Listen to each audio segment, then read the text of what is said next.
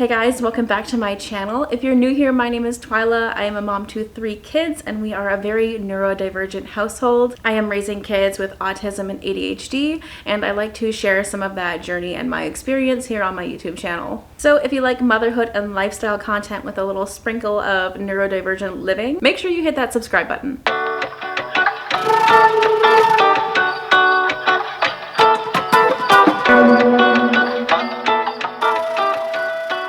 So we recently had to get my son some blood work done as well as updated vaccines at school. I had been avoiding this for quite some time. His 4-year vaccines, I just kept putting them off and putting them off.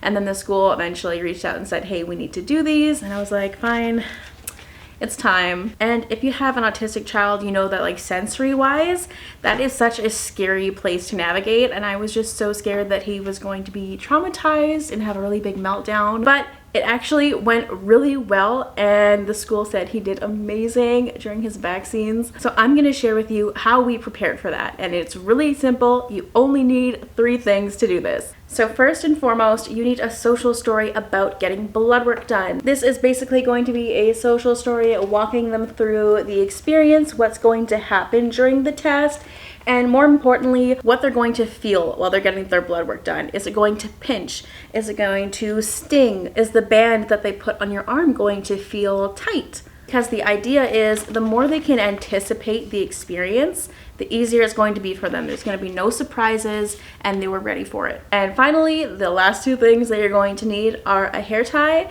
and a pen. The hair tie and the pen is because while you're working on this social story together, you are also going to role play doing each other's blood work. You're going to play some pretend. And that's what this video is all about. I'm going to give you a visual example of how I do that with my son and how that made such a great difference for us. Okay, Emmett, we're going to do our blood work story. Are you ready? We're going to read it together. I need a blood test. The blood test checks to make sure I am healthy. I need to go to a clinic. Mom will have things to help me wait. A nurse will do the test. A nurse will do the test. The nurse will put a band around my arm. It will feel tight and squeeze. Then she'll clean my arm with a cold wipe. He will put a small needle on my arm. Take the needle out. And then put the band on. And then what? You're all done. You're all done. That's right. Okay, are we ready to practice? Yeah. What is the first step? I need to put the band on your arm. And how does that feel again? Tight and squeeze. It feels tight and it's squeezing you. Okay, what's next? The cold wipe? Yeah, they're gonna wipe it because they gotta clean it before the needle can go in. Okay, now what? The needle. Okay. 1, 2, 3. Oh, how did that feel? A pinch. A pinch. And then they're gonna take all the blood and put it in the tubes and then we'll take this off. And then what will happen?